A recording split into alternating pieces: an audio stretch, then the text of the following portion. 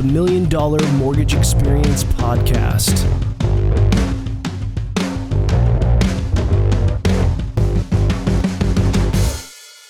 All right, today is a special podcast. It's number 100. I'm so excited to bring this next guest to you. Lucee Cesena. She's the founder of Nobility Consulting Services, which helps people turn their dream businesses into reality. Welcome to the show. Thank you. Your 100th show. Congratulations. Thank you. I know. I thought I'd never get here. Yeah, well, I'm honored to be the 100th guest. Yes. So thanks for showing up, coming here. Thanks for having me. So you had a pretty fascinating story, and that's why I wanted to feature you as number 100.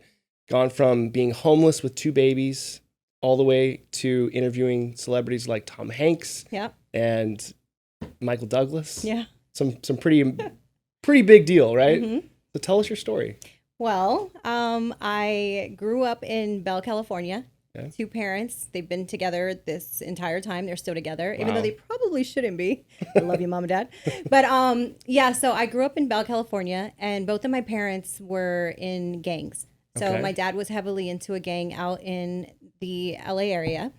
And my mom wanted to shield us from that. So at the age of 10, she sent us off, me and my older sister, to a church. Okay. And I ended up living at this church for the summer and then really fell in love with it and ended up getting really heavily involved. Mm-hmm. And the church was a Christian biker church, and we traveled the country. Biker church. A biker church. Wow. And the pastor was an ex-Hell's Angel. Wow. So it was as biker as it gets, right? Yeah. I did my first Sturgis run at the age of 12. So anybody that is a real biker knows what Sturgis is. I have no idea what that is. Oh, you got to look it up, John. It's the biggest Harley Davidson biker run in, I think it's North Dakota. But yeah. And they go from North Dakota down somewhere? No, people from all over the world come into... I think it's South Dakota, but they come in and it is just a week long of Harley Davidson bikers. And Wow. The whole place is, you have the coolest looking bikes. There's a movie called The Mask. Okay. I don't know if you heard of that movie. But anyway, the mom was there, and Cher plays her in a movie. Yeah, I saw that movie. I mean, it's just an eclectic group of people that come from all over, and they're radicals. So I got to do that at the age of 12. We rode on the back of a Harley from like California to Arizona, all the way to Colorado. So anyway, I traveled with this church, right? And being in this church allowed me to see different types of environments and the way that people lived. And what it did for me, though, was it showed me that what I had in my own home and in my own little community of watching my parents struggle and seeing my dad come make the transition from being this gangster to now having to be a man of the house and a husband and a father, it showed me that people live differently and there's more than what I see in my own home. Mm-hmm. So I attribute a lot of who I am today to that experience. Wow. But when I left the church, I was 18 and I went to school on a tour bus. So when I actually left, I never really finished because I was traveling so much. And in my own right, I was a star, right? I mean, we were going to these places and performing in front of thousands of people. So were you singing or? I was a dancer. Okay. Yeah, but we took traveling songs. Dance. Traveling, but Christian. Yeah. So we took songs like, OPP, you down with G-O-D, like it was things like that. I'm down with G-O-D. Exactly. But we had a show on TBN. Okay. So I just really always was like, oh, I'm a star. I was made to be a star. I was made to be in this. And when I left the church, it was a really big blow because growing up there, I had so much protection. There was a lot of bikers around that protected us. And I went there when I was 10 and I left when I was 18. I would still go back and forth to my parents' house and I saw the struggle. And, there was a lot of dysfunction in the home. My dad did end up getting out, but then the struggle came of having to be the man and support. And I would see him struggling. I mean, just financially and where we lived, sometimes we'd be at home and our house would get shot up. Like, wow. I've noticed there's just things in that environment that I was like, this isn't for me. Yeah. I knew that there was more, but I didn't have the mentorship around me to get me to that level. I just knew that I saw it and I knew that it was possible.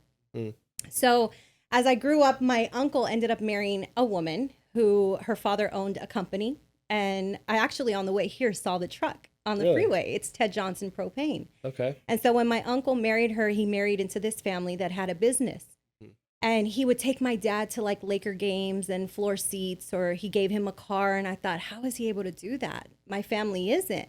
And how are these people able to live this way when I've never seen it? Yeah. I wasn't encouraged to, get an education, nothing like that. So when I was 23, I went back to school. I had my daughter at this point. Okay. So I was doing night school, working my butt off during the day, and had a kid in my, my hip, and I got my diploma. And then I went to work for a bank, IndyMac. Okay. And being the way that I grew up with no limits, again, thinking I'm a star. Right. I was working. I can do anything. I can do any exactly. Right. No, there was no like man didn't. It did not. There was nobody inferior to me because I was a child of God. Like he's the only one. That's it. We all put our pants on one leg at a time. Right. We're all equal. Even though I know that there's people that are higher and doing much better, I never looked at it like that because again, I knew that I was special. Yeah. And that's really where it starts. If you believe you're something, you're going to carry on your life that way. That's good. So I'm glad that I had that. I'm glad that Did that come from your mom or dad? No, it came from this church because I was traveling. Okay. I was literally, it was called the Posse. So I was like, oh, you can't talk to me. Oh, you can't. And I was a little brat. Exactly. Yeah. I was a brat. But at the same time, it instilled this sense of importance I am somebody. And value. Yeah. Exactly. Cool. And so that is really important because if you think of yourself as somebody who is something, no matter where you come from, no matter what your life has dealt you, you will get somewhere. Right. But it does really start with the way that you think about yourself. I did not know that then, though. So when I was 18 and I started working, and my first job was a gym, and then I ended up at the bank working in customer service. I got promoted to a AE, which is an in-house rep. Right. We're we working. Have a bunch of those here. I bet you do. And, I was watching these guys that were business development managers and they were going out in the field and they were gone all day. Why did I have to sit in the office? I didn't even have to go to school all day. Why am I sitting here? Yeah. So I went to the VP's office and I walked in there and I said, listen, I am like a bird and you have me caged here. Yeah. And you're not getting the best of me sitting in this office. I need you to promote me to be a BDM. Give me a book of business and let me go out there. And he did. That's so cool. I don't even have a college degree. I'm literally a high school graduate. But what I had was the tenacity and the knowledge of knowing if they can do it, I can do it. Right. And I can walk into anybody's office, talk to anybody, Yep. be myself, and get what I need from them. Get business, yeah. Exactly. So he did. He gave me a book of business, and it's been off to the races since then. That's so cool. So I did do, You worked at how long did you work at IndyMac? For 5 years until it went down. Okay. Literally, I had just had my second baby, and we got a call saying, "Don't come back to the office." Everybody was the at the bank. Crisis is in full effect. 2008. The bank is shutting down. Everybody's at the bank pulling their money out. Yeah. And that was the point where I was like, okay, what do I do? I had just bought a home a year earlier, just had my second baby, and I was lost. And again, because I came out the church, everything that got me to where I was my hustle and my grit. Yeah. Of my, okay, let's go. I can do it. There's no stopping me. Like, who's going to beat me? I can do this. But then reality hits and you have to understand, like, okay, now what? How do you pivot? What do I do now? I got a job at ADP. Okay. But ever since I was little, I've always wanted to be an actress. So I've always had the acting thing. And I was doing auditions and they found out. And so they fired me. Oh, shoot. You can't work here and be an actor. Exactly. But I was hitting my quotas. I was hitting my numbers. So I realized, okay, I'm disposable to these companies. I need to figure something out that I can do where nobody's going to fire me. Right. I can make my own money and I can still be here for my kids because I am a single mom. I have to pick them up. I don't want to miss any of their events. I didn't get that with my parents because I traveled so much that I did not want my kids to miss out on not having me. I didn't want them going into after school programs. So I really was like, okay, I need to figure something out. And I was 30 when this was all happening. And I picked up my first book. My ex at the time had left a book at our home. Like you never read a book? I had never read a book The Bible? before. Of course, the Bible. Yeah. The Bible gives you life tips, but not like, it's the path, but it doesn't give you the principles of how to live in this world. Right. You know, and this world will mess you up with all the negativity, with all of its doubt and the fear that it gets placed in you. How do you navigate the everyday business world? Right. So what was this first book? It's called The 1 Minute Millionaire. The 1 Minute Millionaire. 1 Minute Millionaire. I need to read this. It's actually a really good book, but I didn't understand it. Okay. So I read it, and now I'm reading it, and I hear this. The only thing I took from that book was there was a woman who was down, needed some money, and she needed $1,000 to do something. I don't quite remember, but she thought in her mind, okay, I need this money. And she believed that she would get it. Yeah. And then literally the next day there was a check in her mailbox for $1,000. Wow. So I'm sitting there in my house like, okay, I need this, right? I'm thinking that's all it did. Like that's all it took. Just think about it and it'll come. Right. But I didn't realize at the time that no, you have to really think about it, envision it. Believe you it. got to go work for it. Yeah. And you believe in it absolutely. Right. And none of that was making sense to me, but that was my first book that I read. And then it was off to the races because I was like, oh my gosh, these are where I'm going to find my mentors in these books. I'm going to be able to get myself to a level because I see myself as something more than I am. I'm in this home. It's foreclosing on me. I have 2 little girls. What am I going to do? Right. So I started reading books, and I had met this man in my work travels through ADP, and he was a Hispanic guy from San Fernando Valley, and he had been in gangs when he was younger, and he's older now, and he has a business, and he's setting up corporations for companies. And I looked at him, and I thought, oh my God, he's just like, I know that guy because that's my dad, that's my uncle, those are my cousins. If he's doing it, I can do it. I can be a businesswoman. Right. And again, not knowing how to do it, I just knew that I was capable of doing it, but I never saw it be done. Now I saw somebody that looked like me that was doing it. Yeah. So I had a mentor me, and he taught me how to set up corporations. And so I started my first business. I went and got a DBA, and I took all of my lessons from working at the IndyMac Bank, working at ADP, of learning how to foot canvas, walking into banks, and I targeted my clientele. And I realized that I don't want to be B2C because nobody knows me. I need to be B2B. Yep. And that was the start of my business. Wow, that's cool. I mean, for not knowing much, right? Yeah, just charging head. Yeah. That's cool. So that's how it started. It's amazing. And then how did you, tell us about how you were interviewing celebrities. Like, how'd you get to that? Yeah. Point? So again, because I had been acting my whole life since I was 10, I did my first commercial at 10 years old for Gatorade. And then I stopped and went to the church, but the passion never left me. I knew that I was a star because of everything I had been through. And I know God put something in me. And I knew that my light is too bright not to have it out there. So I was like, I got to keep doing this.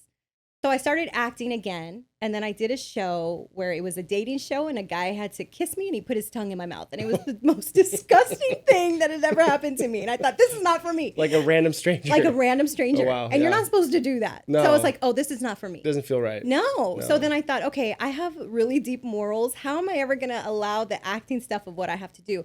So I had to pivot. Yeah. And I realized that in my work experience of being able to walk into people's offices and gain business, I was able to talk to a lot of people. I was able to ask questions and really listen. And I thought, I would really love to interview, be a host versus an actress. So I started taking hosting classes because there is a difference. There's a lot of things that you have to learn. People think it's easy to sit up here and just have a conversation, but it's not. It's not easy. No, took me 100 tries. But you did it, obviously, right? Thank you, 100. Every time it gets a little bit better, a little easier. I used to fumble so much on the camera, and I think I had to do, probably before you, but I had to do 10 intros. Wow, really? And then it still was like, all right, let me just get it out. Or you can edit it. You knocked this out in one try. I mean, I feel like it's like when you do something 10,000 hours or whatever, you get to be... Yeah, and it's true. It's like if you're not good at something, if you just practice, you eventually do get better at it. Yeah, so keep going. So I ended up being a host. I got some classes, and I realized that I really do love doing it. So I started out doing red carpet events, and I got to interview some really cool people. Name them off, come on. Oh gosh, I interviewed Beverly Johnson. My worst, you mentioned him, but Michael Douglas. I was doing the Critics' Choice Awards. Okay. And he was up for the movie. I don't even remember the movie. It was the Batman movie where he came out, not as Batman, but it was the one where he was like, oh, what is that movie? I forget too. Bird. I think it was Bird? The Bird or something. Yeah. And where it depicts him kind of falling off from being Batman. But I didn't watch the movie before I interviewed him. Okay. So he came up and, you got to ask him questions. You got to talk to them and it has to be, go through the flow. Right. Well, I didn't know anything. So I'm sitting there and I'm looking at him and I'm stumbling. Was it Michael Keaton? I'm sorry, Michael Keaton. Yes. See? That's where I was not confused. Douglas. Because Michael Douglas is pretty old now. Yes, he is. Sorry, Michael Keaton is who it was. And he's looking at me like, you little shit. Like, what do you want to know? You don't even know who I am. He felt so, I'm sure, kind of like insulted. Yeah. I knew who he was, but I didn't watch the movie. So I couldn't really ask him what he needed to be asked. So it was the biggest fumble of my hosting career. And I'm glad that it's not on tape anywhere that anybody can find. Do you remember what he said to you? He just looked at me like I was a complete idiot and walked off. Like, it was really bad. And then in that point, you get in your head and then you have to like retrack yourself. Like, okay, get it together. Yeah. You can pull this off. But then after that, I started doing more. I interviewed Christina Applegate. And then in the same night, I got to interview Tom Hanks, which was one of my favorite interviews. Was he kind to you? He is the coolest guy. Cool. He was laughing. So he was doing a play with Smokey Robinson. Mm-hmm. And I was asking him, so are you going to have Smokey Robinson sing during the play? And he goes, of course, it's Smokey Robinson. You name a Smokey song and I'll tell you if it's going to be on there. Now, remember, my dad is from, he's a Mexican cholo. Like, I know oldies. We know Smokey Robinson. So I named my favorite and I was like, my favorite is Agony and Ecstasy. He's like, what the heck? He's like, Agony and Ecstasy. He's like, kind of like this interview right now. So he was really funny about it. He was just a really cool guy. We got to talk. I got to ask him some cool questions. Wow. But some other favorites were Vivica Fox for me. Mm-hmm. I got to interview one-on-one where I was more of a sit down, like a 45-minute conversation like this. Mm-hmm. And I really got to just pick her brain and talk to her about her start. And, people may not know this, but she is an amazing businesswoman. Oh, wow. That's and cool. She has, production company and she creates a lot of movies and has like a deal with Lifetime. Okay. And sometimes people don't realize that you see these actors or actresses and you only see them in these movies and performing, but you don't realize that there's so much deeper levels to them. Yeah. So that's what I enjoyed about talking to them. Same with Greg Grunberg. I just interviewed him not too long ago and he's working with the Foundation for Lupus. I'm sorry, not lupus, epilepsy. Okay. Because his son has epilepsy. Oh, wow. So he's doing all of this amazing work. And people don't really know that because when you get interviews with celebrities, it's always the shallow. Sure. Like, tell us about the show and how'd you do the movie? Yeah. So I love to be able to dig deep and really find out what motivates you, what keeps you going. Like, because at the end of the day, I created this business, right? Mm-hmm. To be able to be there for my children and do the acting. But it really did become my life. I am a full-time entrepreneur. That's cool. I have my company. I'm building my company, but I still have the passion of being, wanting to be interviewing celebrities and really entrepreneurs because that's really what the exciting thing is because there's other girls and guys like me that grew up the way I grew up. Right. That doesn't have the mentors or don't think that they can do it. Yeah. And being able to hear somebody else's story can encourage them to know that, no, you can too. Yeah. I love how you said, like, if they look like me, and they're like, come from a similar background. Like, I know that I can do it. Yeah, exactly. And you look at celebrities, you look at anyone that's out there that's crushing it.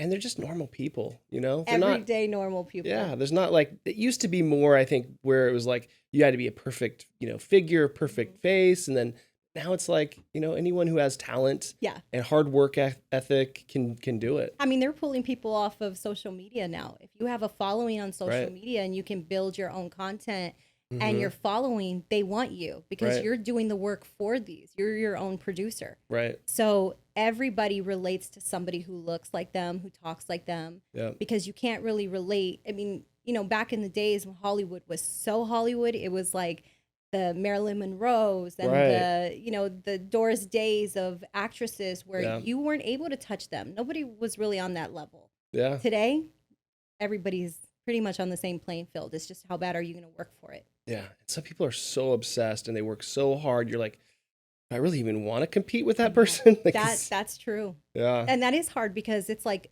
there's always somebody who's working just as hard as you. Or harder. Who want it harder, exactly. who wants it just as much. And I deal with that too. You know, I mean, let's keep it real. I deal with imposter syndrome on a daily basis. Am I going to get up? Am I even worth it? Will anybody listen to me? What I have to say, does anybody care? But you got to block all that stuff out, and you got to just run your own race. It's like the horses with the things on their eye. Yeah, like, just put your head down and eventually you'll make it. Yeah. You said imposter syndrome. What is that? Where you're doing something, or I think I'm something, but am I really? The questions are always arising. Am I really capable? Look, I come from a family who struggled, who are Hispanic. I'm first generation Mexican American. My family, my dad moved here when he was 7, working in the fields with my grandfather, his great grandfather. Like, do I belong here with these people that are that are at that level? And it's like, yes. Yeah. So you deal with that, or I deal with that. I think that's where it goes back to being in your mind. You have to believe who you are. Yes. I always look at this idea of, you are that person. It's just time that is between you. So, like earlier on, before I was a CEO, I was like, I know I'm a CEO, and I believed it, even though, and so when I'd be around people, I was like, this is who I am, and I know that's where I'm going to be. It's just that time, it separates me from being that. And I'm still the same person though. Did you ever have any doubt that creeped in? Yeah, I think so. But I also think that when it's like your identity and you know who you are, it's you still like have those doubts sometimes, but you still know it's like, that's who I am. I'm going to get there. It's just, I don't know how long it's going to take. It might take a year. It might take 10 years. Yeah. And that's exactly what I deal with as well. Yeah. So, and I think we all do, but it's just like you said, are you going to give into that doubt? Yeah. Are you going to let those lies? Because we all have that talk in our head, right? There's that voice. And most of the time it's not positive. So you have to sit there and look at it straight in the face and say, no, that's a lie. Yeah. I know I'm capable. I know I'm able to do this, because there is somebody out there that will not believe those voices and keep going and pushing just as hard. Totally. And I think that people are on like a trajectory, or they're on their own program, right? And in order you have to break out of it. You have to like actually believe and do and force yourself to do something different. Well, you have to force yourself to actually do it. Take the first step, because I mean, everybody wants to do something, but what are you doing? What motions are you putting in place? Sure. Because it's the first step that's going to get you to the second and the third. And that's the hardest part, is actually moving towards it. That's why I love the Cold Plunge. And I'm not trying to do like a advertisement for it, but it literally is the exact thing where it's like, nobody wants to get into cold water. Yeah. But when you do it and you tell yourself to do it and you make yourself do it and you sit there and you're in it for 2 or 3 minutes, it's like exactly that, because it's like nobody really wants to. I dread it. I do it almost every day. And you do? Yeah. And how long are you in there for? I'm in there at least 3 minutes. Oh, wow. Okay. And that's about it, because you don't have benefits over 11 minutes a week. So I'll do 2.5 to 3 minutes usually, and sometimes a little more than 3. But I've never tried that, but I definitely would want to. It's a mental thing. It's a mental thing, 100%. Like I've seen grown men that are just ripped, just tough as you can imagine, scream like a little girl, like a 10-year-old girl.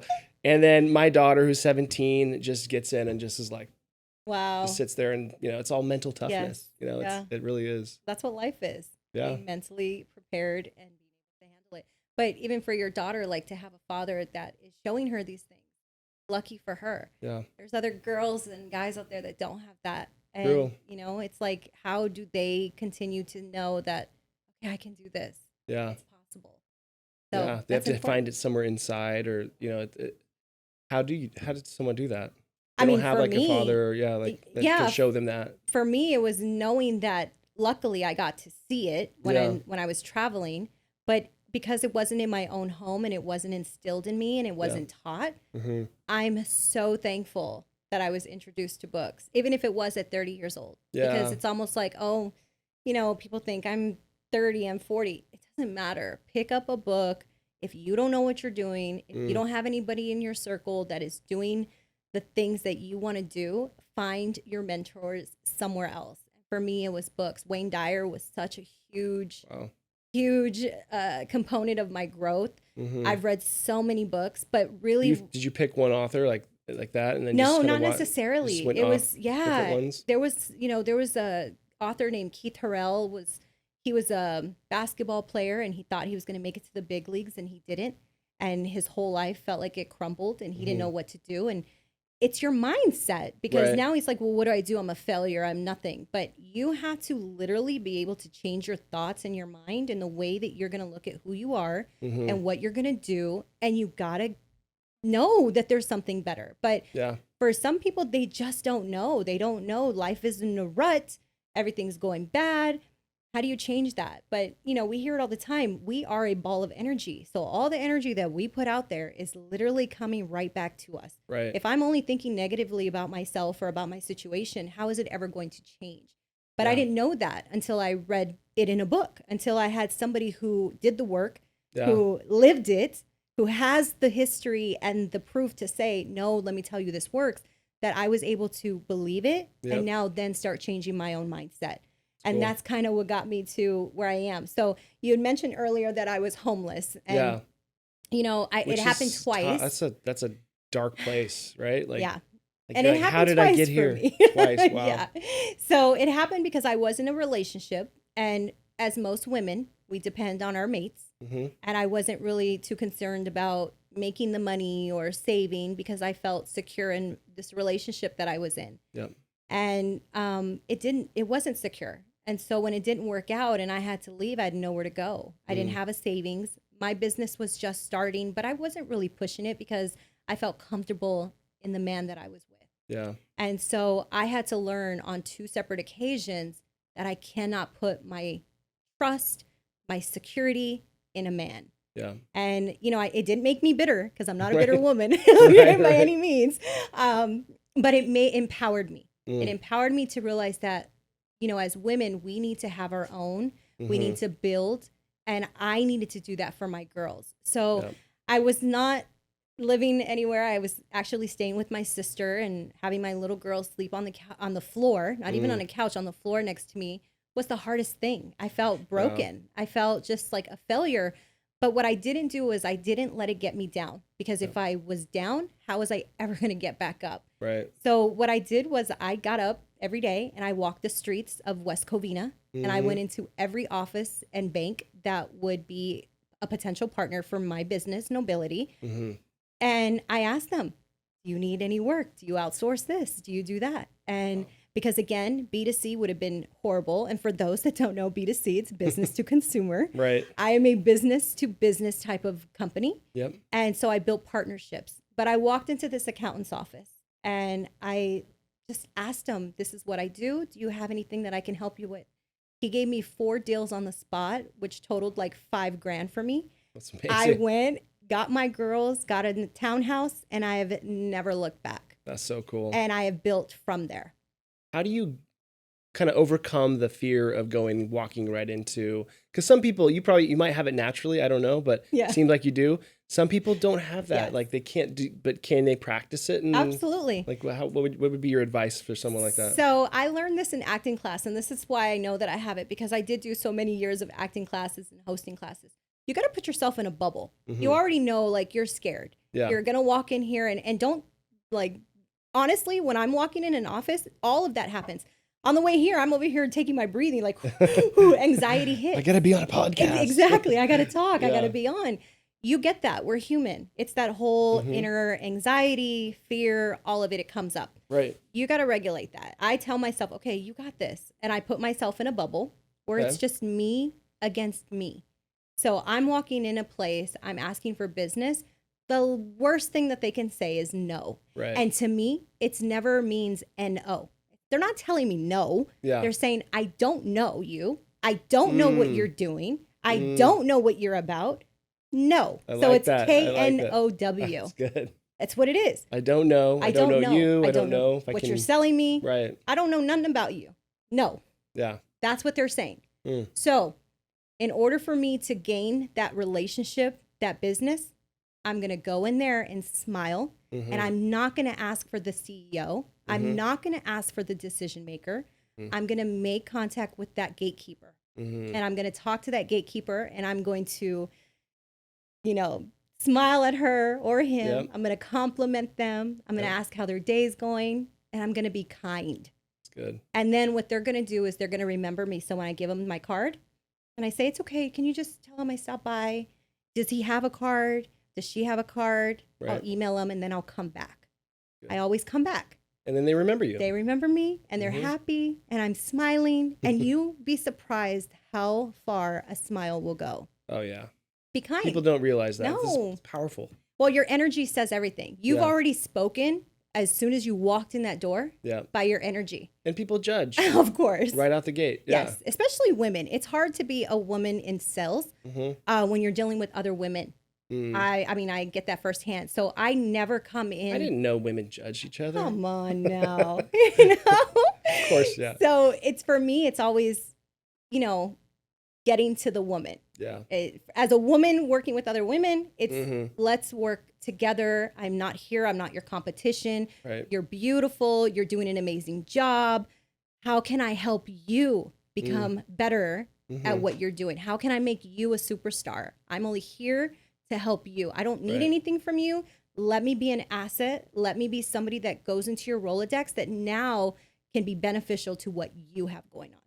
So you think your acting classes helped? Like, did in a way you kind of have to put on a persona a little bit, right? Like, of course, because nobody, like I said with the Cold Plunge, no one necessarily always feels about going to meet new people, right? Like some people just, a few people out there love it. Like just they light up and they become this person, right? But like with an acting class, you could probably learn like, what do I need to do to just sort of turn this on? Right? Yeah, but it's not really, people think acting is being fake. It's not. It's taking real life moments of who you are and what you've experienced as a person and bringing it into this character. Right. So does it help? Sure, it helps. But I think what it does is it gives you more confidence not to be scared so you can be yourself.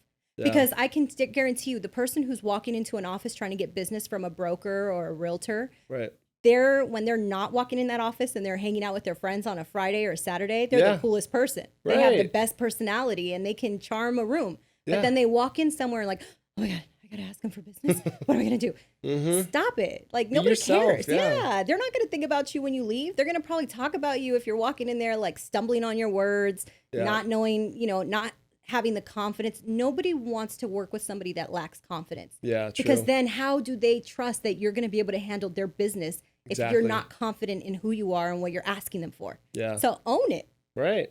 That's so good. I love that. So there's a lot of things that I'm sure have contributed to your success, right? Some of it's like the hardships. I mean, I think that I attribute a lot of my success to hardships, things that I've gone through my life, right?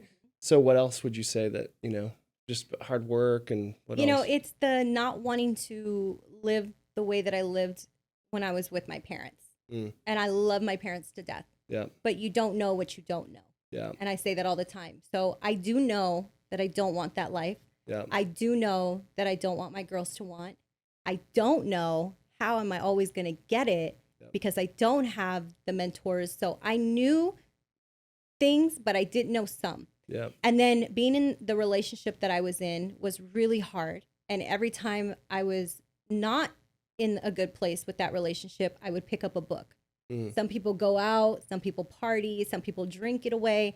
I couldn't do that because some of the issues were me not being there mentally as far as my maturity.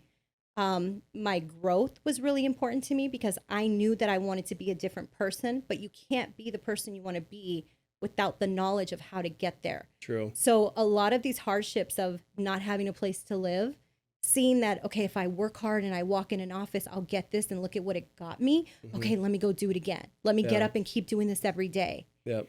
So cool. I just knew that for me, I didn't want to go back to where I was. Yeah. Anytime something happens, and believe me, let me make this very clear. Being an entrepreneur is not up every day. There's highs and there's valleys. There's, in the beginning of my career, there was times that I made no money for 3 months at a time. Yep. I can't honestly sit here and say that it's something like quit your day job, go start a business. It's hard work, but it's most of all, it's having faith and knowing that what I'm doing has a purpose. I know that I'm going to be successful at it and I got to keep going. Yeah. So there were times I took a job here or a job there because I'm not going to just sit there. There's no way I was going to let my kids suffer. And my kids think that they are the richest kids in the world. Let me tell you. Yesterday, my 16-year-old asked me for a Louis Vuitton bag. I said, what is wrong with you? So they know mom works hard. Yeah. My daughter wants to take over my business. And these are things that my kids see. They're not going to see the struggle. And that was really important to me because I did not want them to live the life that I had to live. So how do you feel about that? So like when you went through a struggle and your kids aren't struggling. Yes. Yeah. So what happens in that? Like, because I think about, I struggled. My parents, amazing people, but I wanted more. And I kind of, you see where your parents are and you go, I want more than that. And so you have to make adjustments in your life to not end up where they are. Right. Yeah. Or so with a struggle background, you have the hard work and the ethic to like go after it. When you're just like, mom's going to give me a Louis Vuitton, where, how do they learn that other than, it's like I call it handicapped by helping. Yeah. And it's like, sometimes we want to give our kids everything and my kids have an amazing life. But it's like, I feel sometimes bad that I'm like handicapping them by helping them too much. Yeah. What are your thoughts on that? So I totally agree with that whole thing. Like, yes, it is difficult because I did have to grow up in the hard knocks. Yeah. It was the street smarts that got me to where I am today and being able to handle myself in those situations. My kids, I don't even let them walk to the bathroom by themselves now at the beach. It's the crazy world. So I'm very overprotective, but I don't give them everything. And I do have a lot of talks with them. My girls know my story. Yeah. My girls know my struggle. They know what you had to go through. Yes. Yeah. And they know what I grew up in. They know that it was not easy. So as much as she, likes to think she's this bougie girl, she ain't getting no Louis Vuitton, but she knows she's going to have to work for it. They know that they see mom get up every day, And so they're getting a program from that. Yes. That's kind of what they're going to model. Yes. They realize that's how you. It's not easy. Yeah. There's not a man in the house that's sitting there taking care of mom. Mom gets up every day, goes to the gym, comes home, gets ready, on the phone, on the let's go. Yeah. They know that, and they are emulating that in some of the things that they do. They, they want to be just as successful. My daughter wants to take over my business. She's asked me, please don't sell your business. I want to take it over. I want to be a real estate agent.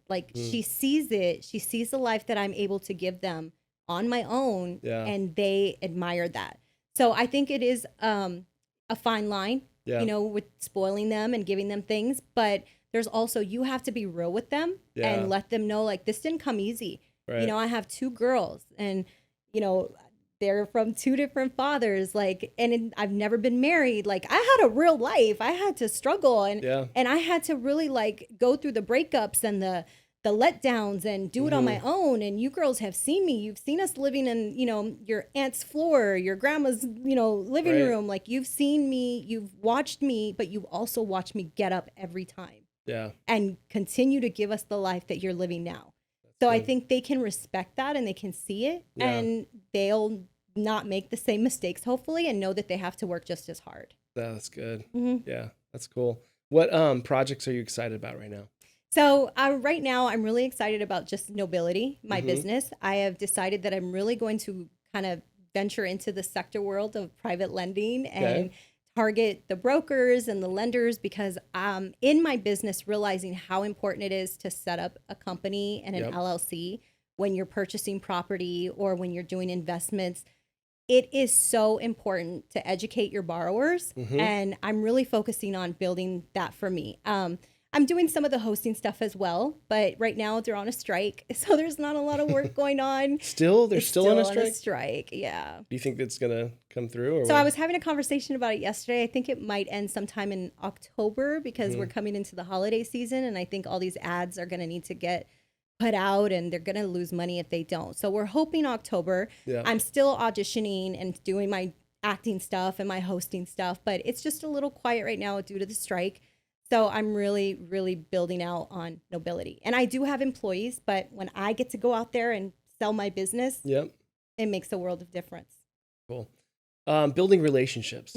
I know you're good at that. So talk about kind of some of the key things that have helped you along the way and got you there. So relationships is a funny thing because it doesn't happen overnight. Nobody's going to trust you. Yep. And I have relationships that I've had for the past 20 years. And building relationships for me is being able to really just first go up to a person and introduce yourself. Yeah. Hi, I'm so-and-so. What do you do? Because if you notice, and even when I go to conferences or do these, brokered lending expos and things like that, it's really like having people come up to you and just start talking is the hardest part. Right. So I think that's the most important thing, is being able to come out of your comfort zone and just introduce yourself. And that's scary. It's still scary for me. Right. But I'm going to say, hey, Jon, hi. Or I don't know your name, but I'm saying, hi, I'm Lucee. What brings you here? What do you do? Just opening it. And then from there, it's just talking, introducing yourself. But then again, follow up. That's what's important, because I tend to be that little fly that keeps coming and buzzing around, and I become a bugaboo, but in a very professional way. Right. Hey, it's me again. Hey, it's me again. And I always use the example of, I had this accountant that I walked in his office, and I left him a flyer for my company, and he didn't do anything with it. I came back a couple months later. Hey, just checking in, wanted to say hi. And again, I'm never asking for anything. I'm just coming in saying hi. Because if you're asking for something off the bat, they don't know you. Right. Who's going to give you anything? Put up their defenses. Exactly. I don't want anything. Stop soliciting to me. Exactly. Good. So I always come back and just, hey, I was in the neighborhood. I just wanted to stop in. I was visiting a client next door. I thought I'd stop by. That's always my go-to. Oh, I had a client next door, right? No clients in the area, but I'm going to say that. Oldest trick in the book. Exactly. Yeah. So I use it, because sometimes you don't have to rewrite. It's already there for you. Yeah. That is a good one that works. So I would go in and just continuously say hi. And then one day he called me and he's like, I was looking online and I saw your picture on Yelp, and I realized you've been in my office. So he has become one of my biggest accountants. Wow. He sends me, I probably make a third of my yearly income from this accountant. Wow. Just from cold calling. From going in there, letting him see me, and building the relationship slowly. Because I think, and sometimes it's hard for sales reps that are having quotas. And, this goes to the CEOs and the managers. Right. It's not always that easy to go in there and say, okay, bring me this book of business. I need $1 million. It takes time to build relationships. You got to be easy on these reps. It does take time. Yeah, and you can't just expect that they're going to all of a sudden be a big client of yours. You got to work. No, it takes work. They're not going to trust you. Yeah. So it does take time. There's a ramp up. And once you build it, though, and you have a solid relationship, it goes far. But I will say this, because a lot of people, I notice, and I see this even in sales reps, everybody's so concerned about the sale and hitting their quota. They don't really care about the client. Right. And what that about is transactions versus relationships. Versus relationship. Right. I am not a transactional person. Yeah. I don't. If that's all you want, I'm not the person for you. Shallow, and it's just not. No, there's no substance in it. Yeah. And if you have the relationship, they're going to come back. They're going to refer people to you, because now they trust you and they have a relationship. My business was built on me canvassing in the beginning, but I don't have to do any of that today. Everything is based off of referrals, or, being on podcasts like this. Right. I get a lot of people that just for having me on to speak, there's obviously something there that I'm doing right and people can trust. And it's always better to have business with somebody that somebody knows you and referred you than you going and trying to get that. So much better. Yeah. Especially in a mortgage, because I'm sure you got to give them their social security number. You got to talk to them about some really emotional transaction, and they got to trust you. Exactly. And same in my business. I mean, I'm starting up people's businesses. Right. These are people that have a dream. Exactly. And so I have to get deep, and, sometimes we're having these conversations that are really personal, and it's really being able to listen and show that you care versus, all right, I just want the deal. Yeah. Let me have that. And then again, it goes so much further, because they feel so comfortable and they loved you so much. They're going to refer their friend. They're going to refer somebody who's looking for something. So it just goes a lot further when you actually care about the relationship versus just getting a transaction done. True.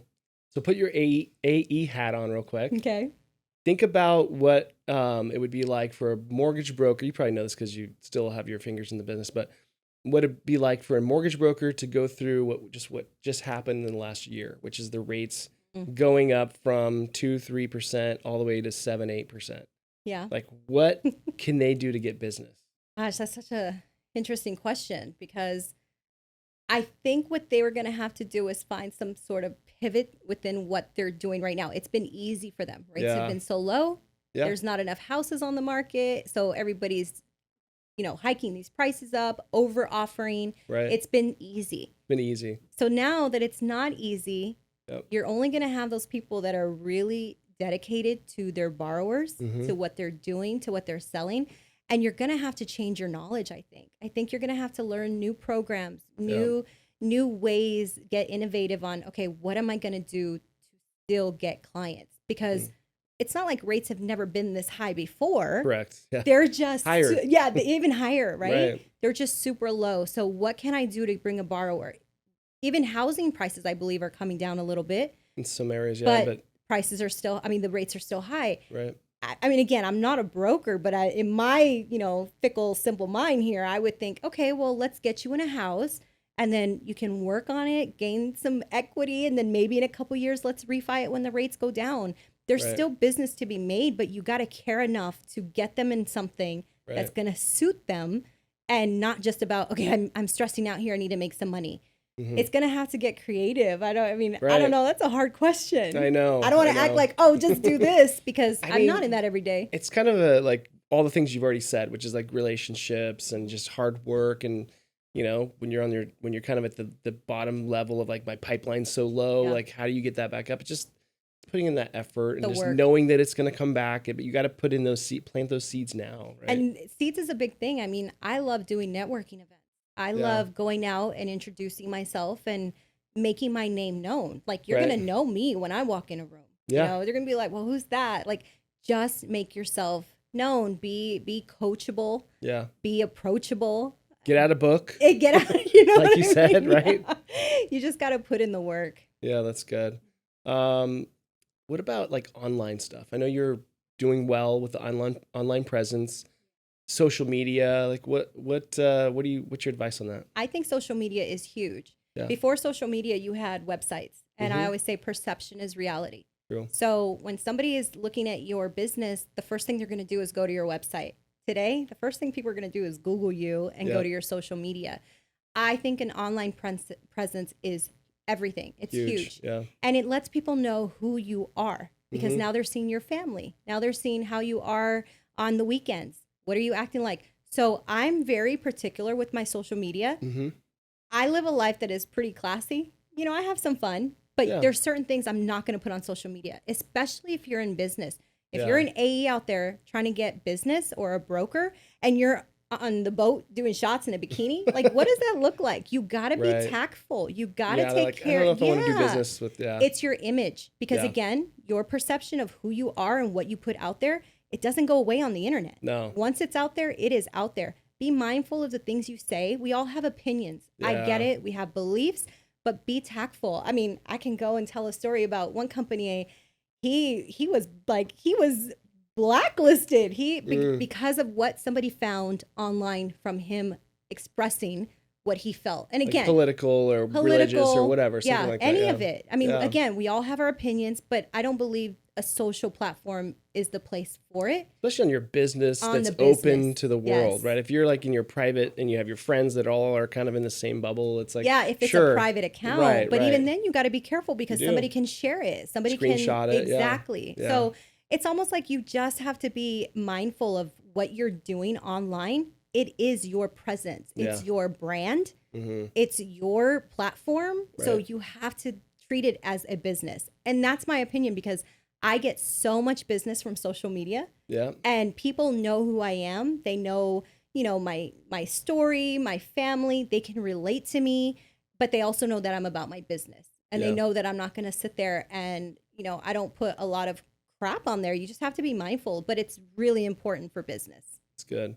Talk more about your business and how it can help mortgage brokers. So I set up corporations. I set up LLCs, S Corps, C Corps, DBAs. I do all of the annual compliance. What that entails in the state of California, you are regulated to do annual minutes if you are a corporation. LLC, not so much.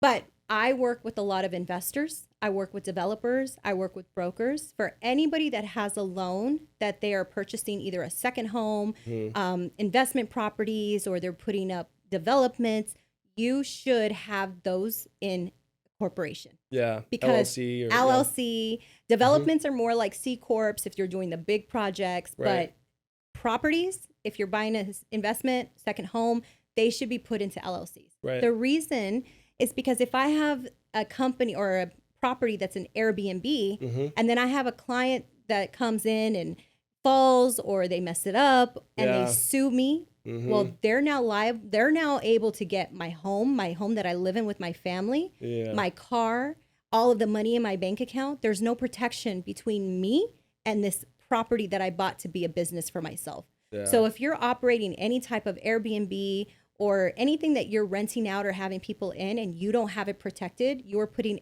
everything that you own at risk. That's true. So even with lenders, I mean, I know that most lenders like to lend to other entities because it's a little bit more safer on the protection side. For like a business purpose loan. For business purpose loan, yes. Which we do a lot of those, the debt service coverage. Yeah, DSCR. so it's always good to have them in an LLC. Right. So what I also do for a lot of brokers is, let's say somebody has an LLC here in California, but they want to purchase it in a different state. So I'll go ahead and set up the foreign entity status in another state, so they don't have to go open a new corp, but they can now do business in different states. Oh, that's cool. And then I also, if you have one who maybe had one for a couple years, but it's inactive, it's suspended, it's not up to date, I do all of the work on bringing it up to date, getting it active, and just handling everything on the business side. About the tax filing and all So that. I don't do tax filing because I think that's boring. Sorry, accountants. But I do the bookkeeping.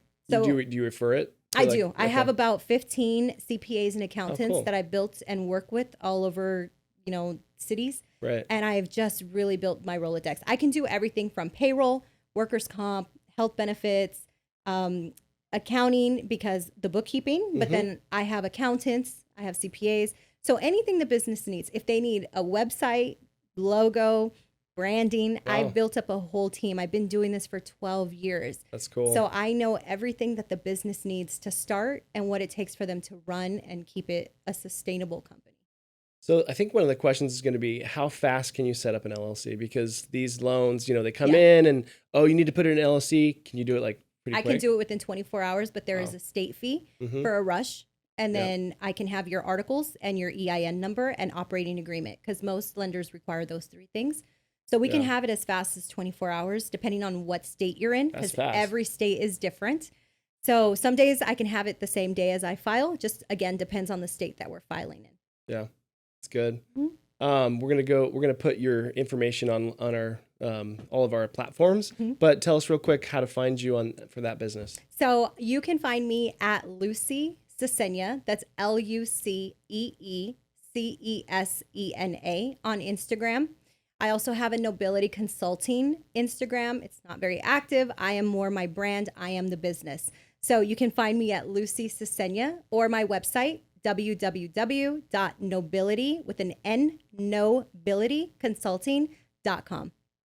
Cool. Yeah, I'm sure you get some business out of it. You talked earlier a little bit about, I think it wasn't failures, but it was weaknesses. Well, let's talk about like every business owner has gone through failures, right? That's how you get to your success. Of course. Talk about any favorite failures you might have that like stand out, that made you think this was a turning point in my life that made me successful. Yeah, for me, it's not like when I started this business, I bootstrapped it. Yeah. I did not go to college to be a business consultant. I didn't know what I was doing. So I made a lot of mistakes in the business in the beginning. For me, the turning point was when I was able to take accountability for those mistakes and having to eat the cost of, okay, that's my fault. I messed up. I'm sorry. And being honest with my borrower, with my owning saying, I didn't know. And I'm really sorry. But that makes owning it. That makes such a huge difference. Because if I go in there and make excuses and justify what was done, they're not going to trust me and they're not going to bring their business back to me. True. So I remember one specifically, this guy needed a corporation within 24 hours and I just didn't file it properly. And it was like, you don't understand. Sometimes these corporations are being filed because they do have a deal on the line. They do need something. So I had to really own my mistake. I had to apologize. And that's the hardest thing, where you're sitting there saying, it's my fault. I made the mistake. So when I learned how to really do that and take accountability, I was able to propel and go a lot further. and get more trust from my clients. That's hard to do. It is so hard to do. Because we want to be like, have an image and we have pride and it's just like. Especially when you're a business and, you're a solo entrepreneur, right. You don't want to make mistakes, but I'm human. I'm going to make mistakes. I make them every day, but am I going to justify it or am I going to own it? And am I going to, because I can own it, now I can change it and fix it and it lasts with me. So I don't make that mistake again. That's good. So that's one thing that really helped me. And we all are going to fail. We're all going to at some point. But I think the other thing that really makes a difference, Jon, is how you land and what you do when you fall. Yeah. Are you going to stay there and wallow in it and have pity? Take your moment. Yeah. And have your little tantrum, do whatever you need to do, but then take a breath and stand back up and say, okay, let's go. Do it. Let's keep going. Do it again. Get better. And it hurts. Yeah. But you got to keep going. Absolutely. Yeah. I don't know why I just thought of this, but it was like, I think about when I was a kid and I was a skater, I'd just eat shit all the time. Like just bust my knee, bust my elbow, hit my chin, but then no one taught me that you just get back up and try the trick again and just keep going. And because then you wanted it. Yeah, exactly. You wanted it. Yeah. You wanted to be the best. You wanted to know how to do that. I'm sure there was other boys there that were older than you that were killing it and you saw them do it. And if they can do it, you could do it. And that makes a world of difference. So true. Surround yourself with people that are doing it. If you hear it all the time. If you're in a room full of people and you're the smartest one, you're in the wrong room. So, very true. Yeah. I mean, change your circle, change your mindset. We all have friends that we grew up with, and sometimes you've got to let them go, and that's the hardest part. Yeah. There's this song that says, everybody can't go, and I had it for so many years, and now I understand what it means. Everybody can't go. It's just it. Where I'm going. Everybody can't go. Not everybody's going to make it with me. I love some people, and I have much respect, but not everybody's going to be able to go to where I'm headed. And that's okay. Because you don't want to have dead weight. You need to propel yourself. And sometimes you got to let those people go. Right. So it's a little savage, but is it? I mean, yes, I get it. But we're caring about so many people's feelings. And then it's like, then you're stuck with them. And you can't carry dead weight and all that, especially if you want to go where you want to go. Right. If you see yourself, right? Yeah. If you see yourself hitting that trick. Yeah. And you have somebody on the back of the skateboard that's making you trip up all the time, you got to kick them off. And if you're in a race, no one's looking back going, come on. Exactly. No, you're just like, I'm going as fast as I can go and not waiting for you. Yeah. It's good. I love that. What about shout outs? Like I know you said, you love your parents and different things like that, but what else has helped you along the way? Who else helped you along the way? I don't really want to shout the people that have helped me along the way because a lot of it wasn't positive, but those negatives have made me who I am today. So I'll thank those people just for what they've done to me to be able to propel me to where I am today. Yeah. But I think some of my mentors in those books, I will shout out Roxy and Susie from the Sisters podcast. Nice. They really gave me an opportunity initially and put me on their show without knowing much about me. And that really did propel my business. And I'm so thankful for them. And they're two, Latina women that are doing it. And I'm just so happy to see more Latinas in business as entrepreneurs because you see them, but you don't really see them. There's not a lot of us out there like that. I mean, there is, but there's not a lot of limelight on it. Yeah. So any Latina entrepreneur, I shout you out, girl. I love that. Yes. That's good. Well, cool. And then we talked about where they can find you. And any last messages for mortgage brokers, real estate agents that you want to say? Anything? Yeah, I think you guys have to just, I know it's tough time right now. And when it's up and you're high, it's a great life, right? Just don't give up. Keep going. It's tough. Put your clients in the right programs. Take care of your client. Don't do them dirty just for a check. We had the crash in 2008 because a lot of those loans. Just do right by your business and you will succeed. Well said. Thank you for watching. Thank you for being a part of this podcast. Thanks for joining. Thank you for having me. Please like, share, and go follow Lucee. Thanks. We'll see you on the next one. The $1 Million Mortgage Experience Podcast.